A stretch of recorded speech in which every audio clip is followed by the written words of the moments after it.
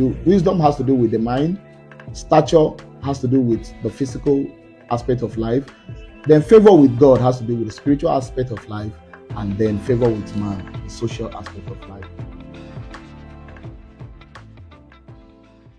Good morning, sir. Good morning, my dear. Today is International Youth Day, and with over 90% of our team representing the vibrant energy of youth, we would like to draw inspiration from your wealth of experience, sir, by asking you a few questions. Please go ahead. Sir, what mindset shifts do you think today's youth need to truly drive change? Okay, thank you very much, my General Manager, Uzonna. I find this question very, very interesting. And of course, the moment you asked, I was smiling, and then I had to, put myself together because it's a very serious question. Because I see a lot of injustice in our world today, which will lead to chaos and total collapse of our system if we continue this way. Because I see a lot of youth who are supposed to be celebrated, they are being relegated to the background, they are being pushed aside. They don't even have access to speak where it matters. And then you see a lot of youths who are supposed to bury their face in shame. They are the ones being celebrated by the people that matter. That is to tell you how deep darkness has eaten into our world. And I think that something needs to be done. What do we need to do is to begin to sensitize, to begin to teach the youth to unlearn and relearn so that we can have a Nigeria of our dreams, so that we don't totally lose out in the future. Let me answer your question this way. I've always made it a point of call to let people know who I am, because I believe that every business, every organization represents an agenda.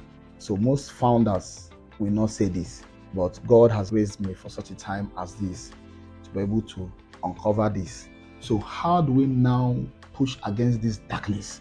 Because people on the altar of money, they sacrifice everyone else. Most times they even sacrifice themselves. But does it mean that you can't be legit and still be successful? You can. Illegitimate way of making money has now become the legitimate way. That most times even people who are supposed to be the one against these things are encouraging it. And you see some people, they will tell you, I will just spend how many days in prison and I will come out and all that. So they believe with money they can buy their way. What do we do?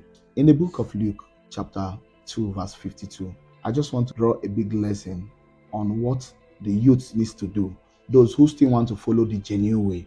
Because in life, you decide what you want to do. You decide which path you want to take. In Luke chapter 2, verse 52, and Jesus grew in wisdom. Most times when I say what I say, I'm not saying that you should take away the role of knowledge, the role of wisdom, the role of understanding, the role of discernment. You need all that. By all means, go to school, get a master's degree, get a first degree, get a PhD if you can. Get everything you need to get intellectually, because you will need it. And Jesus grew in wisdom. So wisdom represents that mind aspect of life. Knowledge, understanding, discernment. And if you go further, you say Jesus grew in wisdom and in stature. Then you also need to grow physically.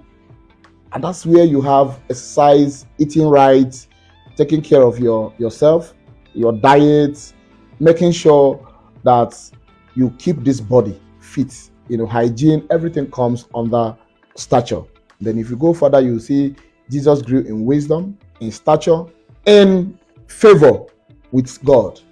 So that has to do with the spiritual aspect of life. As a youth, you must understand the role of spirituality.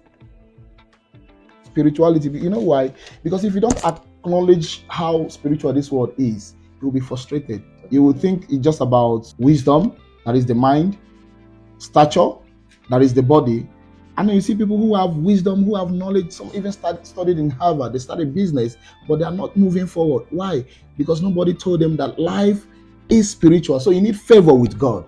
And then lastly, Jesus grew in favor with man. I call it the 4 cardinal aspects of life. You have to grow in wisdom, you have to grow in stature, you have to grow in favor with God and in favor with man. That is where you have customer service. That's where you need to know how to service, how to greet people courtesy, how to use magic words, sir, ma, Please, excuse me. These are the things that are lacking in our world. Everybody's angry. The youth are angry. Nobody want to care about the next person. Social aspect of life is now about drinking, clubbing, but that's not what favor with man used to be. It used to be about demure. It used to be about interpersonal relationship. It used to be about empathy. It used to be about sympathy too. Where you care for the next person genuinely. It's favor with man. And these are what a lot of people have gotten a lot of favors in life because they saw someone and they smiled and then they greeted the person. Today, even in Irvin Global, a lot of people are doing business with us, not because we are the best, not because our interest rate is the best in the market, but because the way we attend to them, the way you carry yourself, the way your GMD carries himself, the way our employees behave. So you must be able to maintain this 4 cardinal aspects of life. Wisdom has to do with the mind. Stature has to do with the physical aspect of life. Then favor with God has to do with the spiritual aspect of life. And then favor with man, the social aspect of life. Absolutely. I hope I made sense. Yes, a little bit. this is so profound.